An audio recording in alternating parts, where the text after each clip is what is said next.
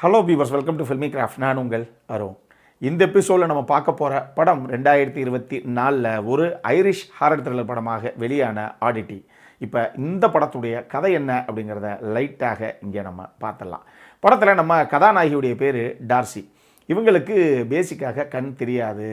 இவங்க ஒரு மீடியமாக இருக்கிறாங்க. அதாவது இந்த ஆவிகள் பேய்கள் கிட்டலாம் பேசுவாங்க இல்லையா, அந்த மாதிரி ஒரு சக்தி இருக்கக்கூடிய, ஒரு அதீத சக்தி இருக்கக்கூடிய ஒரு பெண்ணாகத்தான் அவங்களுடைய கதாபாத்திரம் சித்தரிக்கப்பட்டிருக்கு. நம்ம கதாநாயகிக்கு டேனி அப்படின்னு சொல்லி ஒரு ட்வின் சிஸ்டரும் இருக்காங்க. படத்துடைய முதல் காட்சியிலேயே நம்ம கதாநாயகியுடைய சகோதரியான அந்த டேனி இருக்காங்கல்ல, அவங்க புதுசாக அவங்களுடைய ஹஸ்பண்டோடு சேர்ந்து ஒரு வீடை வாங்கியிருக்காங்க. அந்த வீடை ரெனோவேட் பண்ணணும். இப்போ அந்த வீட்டில் தான் அவங்க இருக்கிறாங்க. அங்கே இருந்து அவங்களுடைய ஹஸ்பண்டு ஒரு டாக்டர், அதுலேயும் சைக்காட்ரிஸ்ட். அவருக்கு கால் பண்ணுறாங்க நைட் நேரத்தில் பண்ணி. சரி, ஓகே, எப்போ வீட்டுக்கு வரீங்க அப்படி இப்படின்னு கேட்டால் அவர் திருப்பி சொல்கிறாரு, அம்மா எனக்கு நைட் ஷிஃப்ட்டு, உனக்கு தான் தெரியுமே, கூடிய விரைவில் நமக்கு டே ஷிஃப்ட் ஆகிடும், அதுக்கப்புறம் என்ன, நம்ம மாட்டுக்கு லைஃப்பை சந்தோஷமாக ஆரம்பிக்கலாம் அப்படின்னு நம்மளால் ஹாஸ்பிட்டல்லேருந்து பேசுகிறாப்புல. சரி, ஓகேங்க அப்படின்னு இவங்களும் காலை வச்சிடுறாங்க.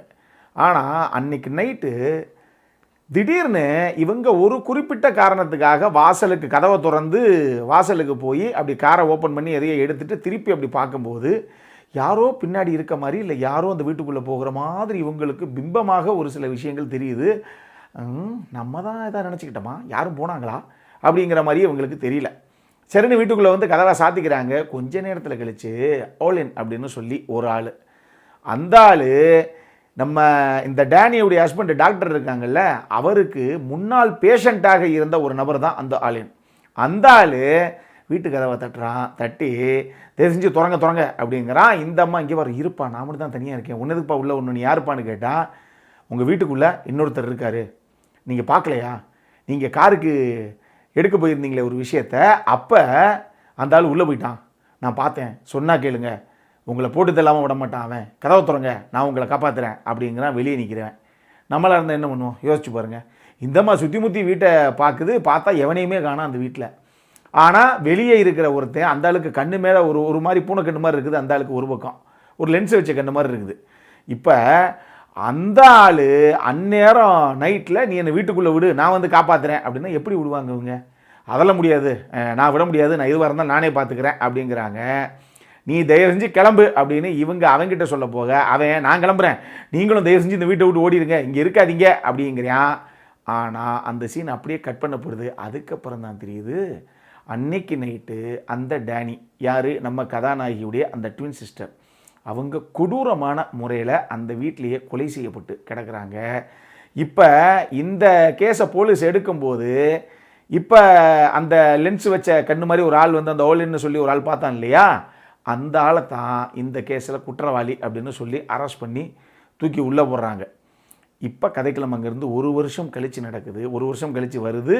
இப்போ அந்த டாக்டர் இருக்கார்ல, யார், அந்த ட்வின் சிஸ்டருடைய வீட்டுக்காரர், அவர் நம்ம கதாநாயகியை பார்க்குறதுக்காக இவங்களுடைய கடைக்கு வர்றாரு. இவங்க ஒரு கடை நடத்திக்கிட்டு இருக்காங்க. அந்த கடை என்ன இருக்குதுன்னு பார்த்தீங்கன்னா, அதில் வித்தியாசமான பொருட்களாக இருக்குது. அவர் உள்ளே வரும்போதே அப்படி சும்மா அப்படி தொட்டு பார்த்துட்டு வர்றாரு. இவங்க சொல்கிறாங்க, தயவு செஞ்சு எந்த பொருளையும் தொடாதீங்க, இந்த பொருட்கள் எல்லாமே சபிக்கப்பட்ட பொருட்கள். என் கடையில் எனக்கு கண்ணு தெரியாதுன்னு நினச்சி பொருளை உஷார் பண்ணிட்டு போனவன் அவனே வாலண்டியராக திருப்பி கடைக்குள்ளே வந்து, எம்மா தயவு செஞ்சு இந்த பொருளை தெரியாமல் எடுத்துகிட்டு போயிட்டு நீ வச்சுக்கம்மா, இது என் வாழ்க்கையில் வந்ததுலேருந்து எல்லாமே அபத்தமாக தான் நடக்குது, எல்லாமே நஷ்டம்தான் எனக்கு அப்படின்னு அந்த பொருளை வச்சுட்டே போயிருக்கேன், அதனால் தயவு செஞ்சு நீங்கள் தொடாதீங்க அப்படின்னு சொல்லுது அந்த ட்வின் சிஸ்டருடைய ஹஸ்பண்டுக்கிட்ட. சரி, ஓகே, ரொம்ப நாள் கழித்து பார்க்குறேன், நீங்கள் வீட்டுக்கு சாப்பிட வாங்க அப்படின்னு அந்த ஆள் ஒரு ஃபார்மாலிட்டிக்கு சொன்னால், இந்த அம்மா உண்மையாகவே ஒரு நாள் அவருடைய வீட்டில் போய் நிற்கிது. எங்கே, தன்னுடைய ட்வின் சிஸ்டர் எந்த வீட்டில் படுகொலை செய்யப்பட்டாங்களோ அதே வீட்டுக்கு இந்த அம்மா போய் ஒரு நாள் நிற்கிது. இதை அந்த ஆள் எதிர்பார்க்கவே கிடையாது. ஆனால் அந்த ஆள் இல்லை, இதுக்கப்புறம் நம்மளே எதிர்பார்க்காம இந்த கதையில் அடுக்கடுக்காக அரங்கேறின சம்பவங்கள் தான் இந்த படத்துடைய மொத்த கதையை. இந்த படத்தை பொறுத்தளவுக்கு டேமியன் மெக்கர்த்தி அப்படிங்கிற ஒருத்தர் தான் எழுதி இயக்கியிருக்காப்புல இந்த படத்தை. ரொம்ப வித்தியாசமான ஒரு ஹாரர் த்ரில்லர் படம் இது எப்படி சொல்கிறது அப்படின்னா, இது ஹாரர் த்ரில்லருங்கிறத விட ஒரு ஹாரர் மிஸ்ட்ரி த்ரில்லர் அப்படின்னே நம்ம சொல்லலாம். அந்த அளவுக்கு ஒரு சில விஷயங்கள், அந்த படம் வந்து 1 மணி நேரம் 40 நிமிஷத்துக்குள்ளே தான் ஓடுது, சின்ன படம் தான் இது. இதில் முதல் 40 நிமிஷத்துக்கும் அடுத்து இருக்க 1 மணி நேரத்துக்கும் சம்மந்தமே இருக்காதுங்கிற அளவுக்கு முதல் 40 நிமிஷம் கதைக்களத்தையும் கதாபாத்திரத்தையும் எஸ்டாப்ளிஷ் பண்ணி முடித்து ஒரு வழியாக ஓகே அப்படின்னு இந்த அம்மா வீட்டுக்குள்ளே வந்து உட்கார்ற வரைக்கும் கொண்டு வந்து உட்கார வச்சிடறாங்க கதைக்களத்தை. அதுக்கடுத்து இந்த வீட்டில் என்ன தாங்க நடக்குது, என்னமோ ஒரு சம்பவத்தை பண்ணி வச்சுருக்காங்க அப்படிங்கிற ஒரு ஃபீல் அங்கேயே நம்மளை தொத்திக்க ஆரம்பிக்குது. போக போக ஒன்றுமே இல்லை, நைட்டு ஹோம் தியேட்டரில் உட்காந்து இந்த படத்தை பாருங்கள். இந்த படம் ஒரு ஹாரர் படம் மட்டும் கிடையாது, ஒரு ஹாரர் மிஸ்ட்ரி த்ரில்லர் தான். ஹாரர் படம் மட்டும் தான் ப்ரொமோட் பண்ணப்பட்டிருக்கு, but clean slate horror mystery thriller படம் தான் இது. ஆனால் நைட்டு 11 மணி 12 மணிக்கெல்லாம் ஹோம் தியேட்டர்ஸில் பெரிய ஸ்க்ரீனில் பாருங்கள், நம்மளை அறியாமல் ஒரு சில சீனில் ஜெர்க்கு கொடுத்துருவாங்க, பக்குன்னு ஆகி போயிடும். அந்த மாதிரி ஒரு சில ஜம்ப்ஸ்கேர்ஸ், ஒரு சில சம்பவங்கள் இந்த படத்துக்குள்ளே இருக்குது. அதுக்காக சீனுக்கு சீன் வைப்பாங்க தெரியுமா, இந்த பெட்டுக்குள்ளே இருந்து கால் வர்றது, ஜன்னலுக்குள்ளே இருந்து கை வர்றதுன்னு, இந்த மாதிரி காமெடியெல்லாம் இந்த படத்தில் இருக்காது. ஆனால் செம்ம சுவாரஸ்யமாக கடைசி 1 மணி நேரத்தை நகர்த்தியிருந்தாங்க. நமக்கு இந்த படம் பார்க்கும்போது ஏங்க ஆக்சுவலி ஹாரர் த்ரில்லர்னா இப்படி தாங்க எடுக்கணும் அப்படிங்கிற மாதிரி எனக்கு தோணுச்சு. ஓப்பனாக ஒரு விஷயம் சொல்லிடுறேன், முதல் 3/4 மணி நேரம் தம்பி கொஞ்சம் ரொம்ப தான்ப்பா உருட்டிட்டீங்க, இன்னும் கூட கொஞ்சம் ஃபாஸ்ட்டாக தான் பண்ணியிருக்கலாம் அப்படிங்கிற ஒரு ஃபீல் தான் இந்த படத்தில் எனக்கு வந்தது.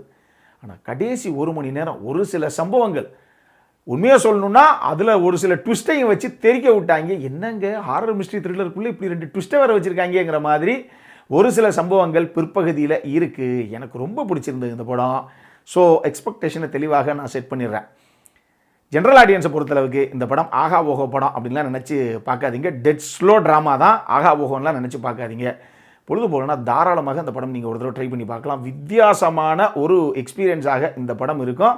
இப்படி ஹாரர் த்ரில்லர் படங்களை நானே ரொம்ப ரேராக தான் பார்த்துருக்கேன். அதனால் உங்களுக்கு ரொம்ப புதுமையான அனுபவத்தை கொடுக்கக்கூடிய ஒரு படமாக இது இருக்கலாம்.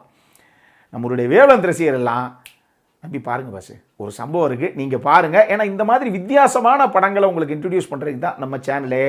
ரொம்ப குறிப்பிட்ட ஒரு சில படங்களுக்கு, என்னை ரொம்ப ரொம்ப கவர்ந்த படங்களுக்கு தான் இந்த ஒரு விஷயத்தையே நான் சொல்லுவேன், இந்த ஸ்டேட்மெண்ட்டையே. இந்த படம் சூப்பராக இருந்தது, வித்தியாசமான அனுபவத்தை கொடுத்த ஒரு படம் இது. உங்களுக்குமே இந்த படம் பிடிக்கிறதுக்கான வாய்ப்புகள் இருக்குது. நான் சொன்ன மாதிரி உங்கள் டைமை நீங்கள் ஸ்பெண்ட் பண்ணது வீணாலாம் போகாது. அந்தளவுக்கு ஒரு டெஃபினட்டாக ஒரு நல்ல படம் தான் இது, பாருங்கள். டெக்னிக்கலி சூப்பரான சவுண்டான ஒரு படம் தான் இது. குறிப்பாக சினிமோட்டோகிராஃபருக்கும் சரி, சவுண்ட் டிசைனருக்கும் சரி, செம்ம சேலஞ்சிங்கான சம்பவம் உள்ளே இருக்குது. ஒரு லிவிங் ரூமு, ஒரே ஒரு பெட்ரூமு, மாடியில் ஒரு சின்ன காரிடார் மாதிரி ஒரே ஒரு இடம் ஒன்று இருக்கும் நடந்து போகிற மாதிரி. இந்த ஒரு 3 இடம் தான் இந்த வீட்டில் கூட காமிச்சிருப்பாங்க. சின்ன வீடுங்க, இந்த 3 இடத்த தான் காமிச்சிருப்பாங்க. இதை வச்சு நம்ம எந்த மாதிரி இந்த ஹாரர் எலிமெண்ட்ஸை ஒர்க் அவுட் பண்ண முடியும் அப்படின்னு ஒரு சில சம்பவங்களை சூப்பராக பண்ணியிருப்பாங்க, ஜெர்க்கு கொடுத்துருப்பாங்க. நான் சொன்ன மாதிரி நைட்டு பாருங்கள், அப்போ தான் உங்களால் இந்த படத்தை வந்து அணுவாக ரசிக்க முடியும். காலையெல்லாம் பார்த்தீங்கன்னா ஒன்றுமே இருக்காது, நான் முதல்ல தெளிவாக சொல்லிட்டேன். ஸோ ஹோம் தியேட்டர்ஸில் பார்க்க முடியாதவங்க கொஞ்சம் நல்ல குவாலிட்டியான ஹெட்செட்ஸ் அப்படி யூஸ் பண்ணி பாருங்கள். டெஃபினட்டாக அந்த படம் வித்தியாசமான அனுபவத்தை கொடுக்கக்கூடிய ஒரு படம் தான். கேரலின் பிராக்கன் அவங்க தான் படத்தில் கதாநாயகியாக பண்ணியிருந்தாங்க. அதுலேயும் 2 ரோல் நான் தான் சொன்னேன், ட்வின் சிஸ்டர்ஸ்னு, 2யுமே அவங்க தான் பண்ணியிருந்தாங்க. அந்த 2 கதாபாத்திரத்துக்குமான வித்தியாசத்தையும் ரொம்ப அழகாகவே வந்து பெர்ஃபார்மன்ஸில் கொண்டு வந்திருந்தாங்க அப்படின்னே சொல்லலாம். ரொம்ப கம்மியான கதாபாத்திரங்கள் தான் இந்த படத்தில், மொத்தமே ஒரு 4-5 கதாபாத்திரங்கள் தான் நீங்கள் ஸ்க்ரீனுக்குள்ளேயே பார்க்க முடியும். ஆனால் ரொம்ப நீட்டாக ரொம்ப கம்மியான பட்ஜெட்டில் எடுக்கப்பட்ட ஒரு படம் இது. பட் சூப்பராக பண்ணியிருந்தாங்க. அடல் கன்னடை பொறுத்தளவுக்கு இந்த படத்தில் அப்படி எதுவுமே கிடையாது. இது ஃபேமிலியோடு பார்க்கக்கூடிய படம் தான். ஒரே ஒரு விஷயம் என்ன அப்படின்னா, கொஞ்சம் ரத்தம் தெரிக்கக்கூடிய ஒரு சில காட்சிகள் இருக்குது. வேணும்னா நீங்கள் முதல்ல பார்த்துட்டு அதுக்கப்புறம் ஃபேமிலியோடு பார்க்கலாமா அப்படிங்கிற அந்த டிசிஷன் வேணால் நீங்கள் எடுங்க. என்கிட்ட கேட்டிங்கன்னா பார்க்கலாம், அப்படி ஒன்றும் பெருசாகலாம் எந்த ஒரு சம்பவம் கிடையாது. டெஃபினட்டாக நீங்கள் பார்க்கக்கூடிய ஒரு படம் தான் இது. அப்புறம் நான் பார்க்கணும் அப்படிங்கிறவங்க, வித்தியாசமான ஒரு ஹாரர் மிஸ்ட்ரி த்ரில்லர் பார்க்கணுமா பாருங்கள், அந்த மாதிரி ஒரு சம்பவம் தான் இந்த படம். இதே மாதிரி இன்னொரு வீடியோவோட அடுத்த முறை உங்களை சந்திக்கிற வரைக்கும் இட்ஸ் அருண் சைனிங் ஆஃப்.